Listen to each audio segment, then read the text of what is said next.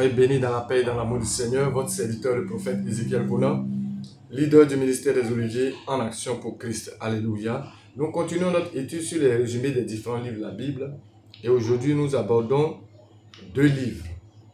Le livre de Tite et de Philémon. Alléluia. Tite était un gentil, sans aucun sang juif. Il avait été converti par Paul. On trouve cela dans Tite 1,4.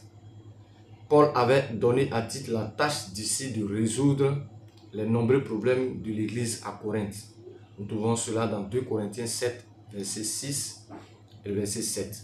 Paul avait entièrement confiance dans les capacités de Tite, car il fut laissé à Crète plus tard pour y jouer un rôle important dans la vie de l'église qui traversait des difficultés. Tite chapitre 1, verset 5. Tite était un homme de crise, celui qui pouvait prendre en main une situation délicate.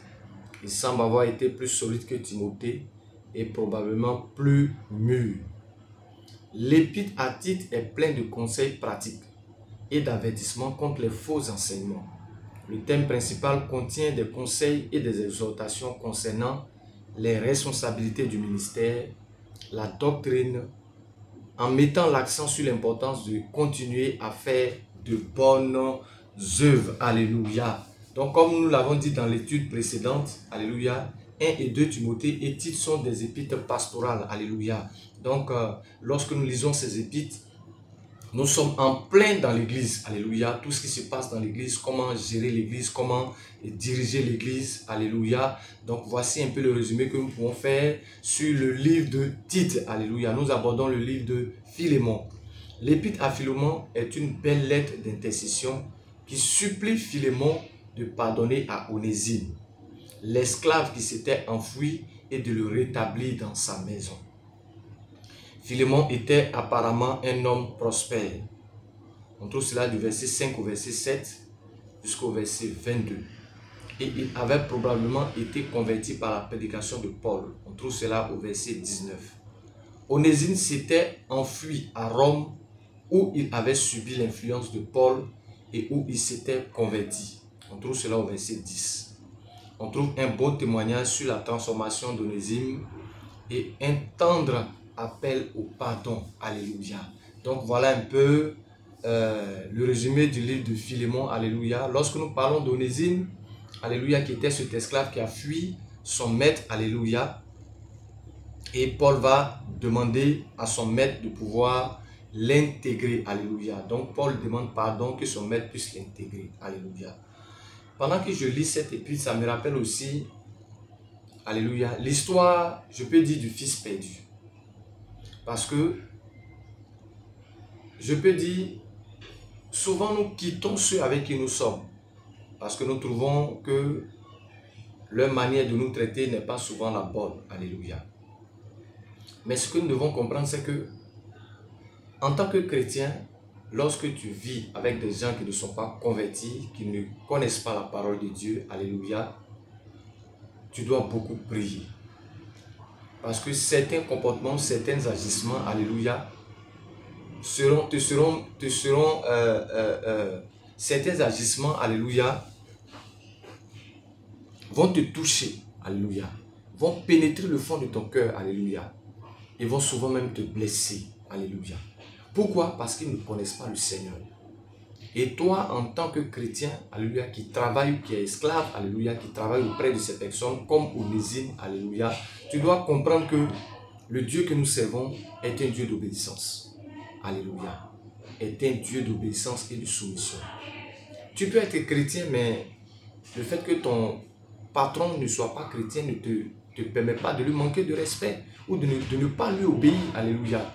Tu dois obéir à ton maître. Alléluia. Selon le Seigneur. En tout cas, selon le Seigneur. Toutefois, si tout ce qu'il te demande de faire va contre la volonté de Dieu, là tu peux refuser. Sinon, si ce qu'il te demande ne va pas contre la volonté de Dieu, alléluia, tu es obligé de te soumettre à cause de la parole de Dieu. À cause du fait que tu es un disciple du Seigneur et tu dois montrer, alléluia, les bonnes œuvres, alléluia, par ta vie. Il est arrivé des fois où souvent, certains patrons qui n'étaient pas convertis se sont vus convertis à cause du comportement du chrétien qui était avec eux, qui était soit un esclave, ou soit un domestique, ou soit une servante, alléluia. Par le canal de ces personnes-là, ces gens se sont convertis. Alléluia. Donc je veux dire à quelqu'un qui est dans cette situation comme Onésime, alléluia, ça peut être ton ministère. Ton ministère, alléluia, que Dieu a mis entre tes mains, peut être celui-là même de pouvoir sauver la famille dans laquelle tu es. Lorsque nous lisons l'histoire de Naaman le Syrien, Naaman le Syrien avait une petite fille qui était chez lui.